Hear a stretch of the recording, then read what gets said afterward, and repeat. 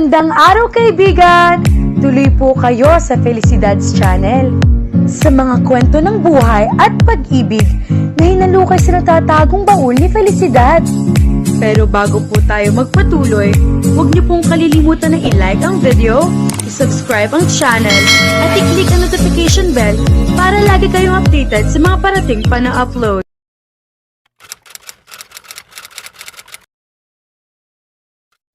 Katatapos lang ng band practice ni Yara kung saan unang best niyang nakajamming ang buong banda sa studio. Nang magulat pa siya nang may itim na kotseng huminto sa tapat ng waiting shed na pinaghihintayan niya ng masasakyan. Kunot noon niyang napasulyap sa kotse, lalo na nang unti-unting bumaba ng otomatiko ang bintana nun. Nasorpresa pa si Yara nang makitang si Nathan ang sakay at nasa driver's seat ng kotse. Ang pagkakaalam niya ay nauna na itong umalis kanina pa. Hi Yara, kanina ka pa ba nandyan?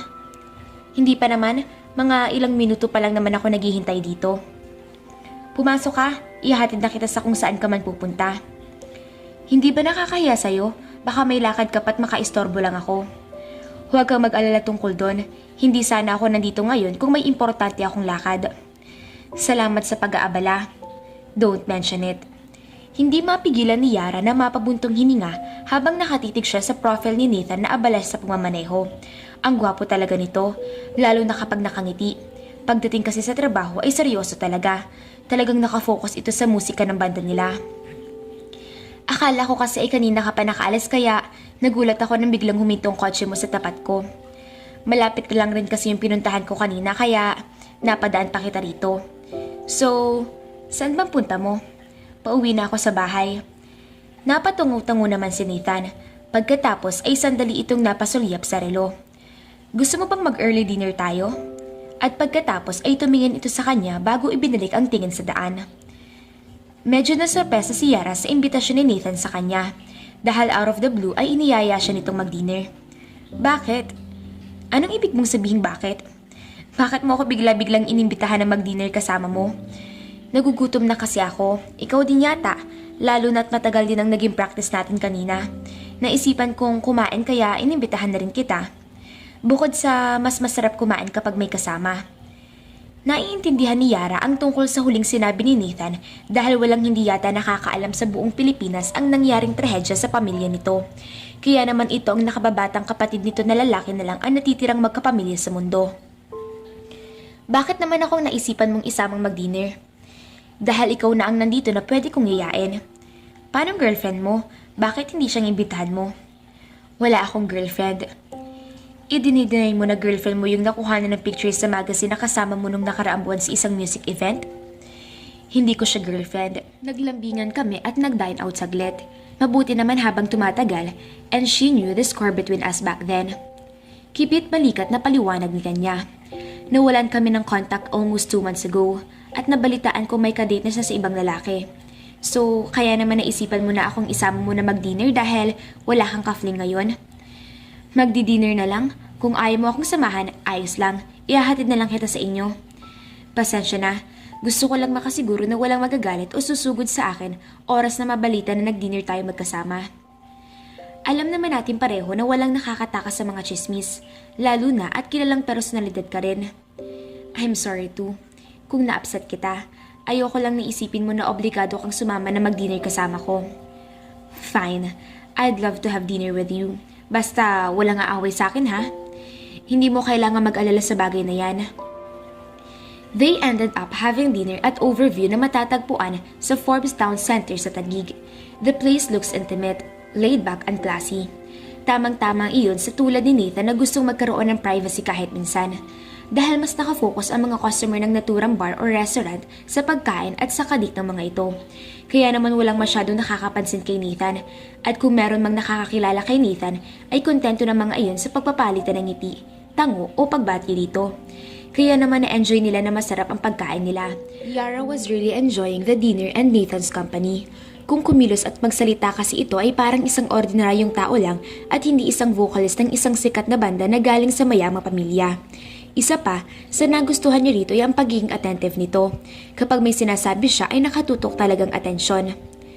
So, simula pa lang ay magkakaibigan na talaga kayong apat nang magsimula kayo sa banda. Tanong ni Yara kay Nathan. Alam niyang dahil sa sikat na ang bandang Phoenix kaya marami na ring mga facts of life at iba pang balitang alam ng publiko tungkol sa kanila. Pero iba pa rin kung si Nathan mismo ang tatanungin niya at magsasabi sa kanya. Well, noong una ay kami lang talaga ni Mork ang magkabarkada simula pa nung high school. Then we met Paul in college. Si Riga naman, ang drummer namin na pinalitan mo, ay nakilala namin sa isang band gig nang magsimula kami magtayo ng banda. Isa siyang drummer na walang permanenteng banda. Tumutugtog siya kung sino ang nangangailangan ng drummer. Kaya nang maging kabarkada namin siya, ay kami na ang naging permanent band niya. Si isa ba sa mga band gigs na iyon kayo na-discover talaga? Iyon ang alam ng nakakarami. Typical story ng ibang band members. Idagdag pang mas simpleng ipaliwanag yun sa mga tao. Well, the truth is, nagtayo ako ng sarili kong recording company na nung una ay affiliated sa ibang recording company. Pero nang magsimula na talaga kaming makilala, ay ginawa ko na iyon sa isang independent company. I guess, when you know some influential people, lalo na't galing ako sa kilalang pamilya, ay mas mabilis mong maisasagawa ang mga plano mo. Ibig sabihin ay hindi totoong nadiscover kayo habang tumutugtog sa isang bar? Medyo may katotohanan din naman yun. Noong panahong iyon, nagpaplano na ako magsimula ng sarili kong recording company. Napag-usap-usapan na rin namin iyan ni Mork na may mga shares din sa kumpanya. Nagkataon naman na may lumipat sa amin na tao. Si Albert na manager ng banda ngayon. Gusto raw niyang i-manage ang banda namin dahil may potential daw kaming sumikat. Sa totoo lang, ay mas gusto naming ma-recognize ang maraming taong musika namin kaysa sa amin. Pero syempre, lagi magkasamang dalawang yon. Ang katanyagan at pagkilala. Kaya ang ginawa na lang namin ay si Albert na lang ang inofera namin na mag-manage sa amin sa kumpanya na sisimulan namin. Pagkatapos ng lahat, mas marami na siyang alam at kilalang tao sa music industry kaysa sa amin. Pumayag naman siya. Katulong namin siya sa pagsisimula ng kumpanya at tulad ng sinasabi ng lahat, the rest is history. At ngayon ay marami na ring talents ang kumpanya namin. At hindi alam ng publikong ikunento mo sa akin yan. Oo Mas hindi kasi komplikadong ipaliwanag sa publiko na nadiscover kami ni Albert sa isang band gig. Ito ang katotohanan kahit na ito ay half-truths lang. Ngayon, sapat na ang tungkol sa akin. Ikaw naman na magkwento. Saan ka natutong tumugtog ng drums na ganyan? Ayon sa impormasyon na ibinigay mo ay wala ka pang experience bilang band drummer pero sa pinapakita mo sa pagda-drum, parang professional drummer ka. Mas magaling ka nga yata sa ibang kilalang band drummers na narinig ko. Hindi naman maiwasan ni Yara na mag-blush. Nagmumula kay Nathan, ang papuri sa galing niya mag-drum, lalo na at metikuloso ito pagdating sa musika at sa banda nito. Salamat sa iyong papuri, ito'y isang karagdagang pagpapalakas para sa aking talento at kumpiyansa. Nagsasabi lang ako ng totoo. Kahit na, isang karangalan ang mapuri ng ganyan. Anyway, para sagutin ang tanong mo, nagmana yata kami ng kapatid ko sa parents namin na parehong mahilig sa music, pero mas ginawa lang nilang hobby yun kaysa career. Kaya natural na sa amin ang mahilig na rin sa musika. Mas prefer ng kapatid ko ang maggitara, habang mas fascinated naman ako sa drums. Lalo na kapag nag-iiba-iba ang tempo nun at ramdam ko ang vibration ng drum beats. At sa pag-drum, may ilang uri ng kalayaan para sa akin. Sabi ni Yara na may habag at pagtataka. As if kaya ko lang bitawan at hayaan ang drum beats na manguna sa musika. Well, pareho rin kaming marunong kumanta ng kapatid ko, pero mas gusto namin tumugtog. Kaya naman elementary pa lang kami ay nag-aaral na kaming matuto ng sari-sariling instrumento na napili namin. Noong high school ako ay kasali ako sa isang all-girl group band na tumutugtog sa campus namin tuwing may mga programs. Ako rin ang drummer ng section namin kapag may cheering competitions. Mas gusto kong magpatugtog ng drum kaysa mag-cheer. Sa totoo lang, hindi ko naisip minsan na mapapasama ako sa isang professional band like Phoenix, ngunit ang iyong mga kanta at ang mga kahulugan nito ay naaakit sa akin. Unang rinig ko pa lang sa mga kanta ninyo, kaya naman ang mag-announce kayo sa mga guestings ninyo na magpapa-audition kayo for a band drummer ay sinubukan ko na mag-try out. Hindi dahil gusto kong sumikat o makilala, gusto ko lang gumawa ng isang bagay na makabuluhan at sulit sa oras ko. Not to mention that every time I was drumming, pakiramdam ko ay buhay at malaya ako. Pati yata lahat ng alalahanin ko sa buhay ay nalilimutan ko na rin. Alam kong ibig mong sabihin, nararamdaman ko rin ang nararamdaman mo sa tuwing kumakanta ko. Parang pwede ko nalang bitawan at kantahan ang puso ko. Tumingin si Yara kay Nathan na parang nakahanap siya ng isang kakampi.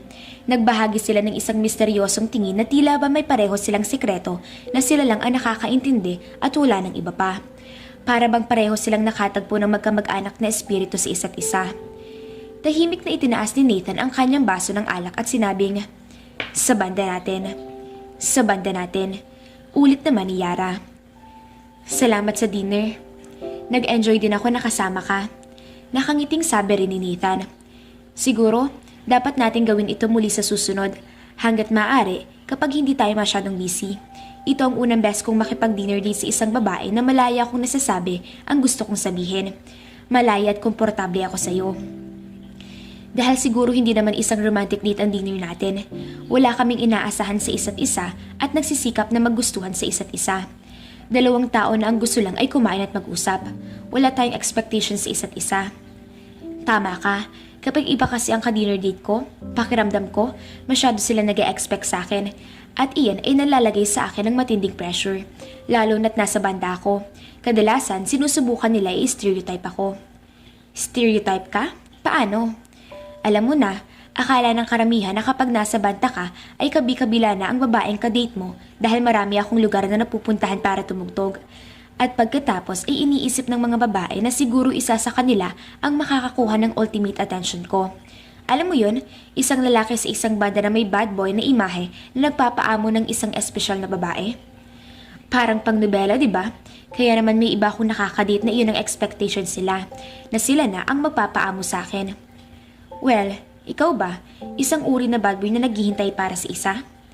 Hindi naman. Hindi naman kasi ganun masyado ang dinidate ko. I dated, pero hindi sabay-sabay tulad ng iniisip ng karamihan. Isa pa, sa tingin ko, hindi bad boy ang tamang termino para sa akin. Naging saksi ka rin ng paiba-iba ang mood ko sa iba't ibang sitwasyon. May oras na kailangan ko maging seryoso, makipagbiruan at gawing casual na nakikipag-usap lang. So, moody ka pala. Siguro, pero hindi naman sa masamang paraan. Itinatama ko lang ang okasyon ng mood ko. Tulad na lang kapag sa band practice, kailangan natin mag-concentrate at huwag magloko. And the one part, hindi niya alam kung bakit tila nais niyang marinig ang sagot nitong tungkol doon. Kumibot-kibot ang labi ni Nathan tapos nagkibit-balikat siya. Sinong nakakaalam? Hindi naman natin masasabi o mapepredict ang tungkol dyan. Sa bagay, kaya nga nag-enjoy ako sa company niyo nung hapunan.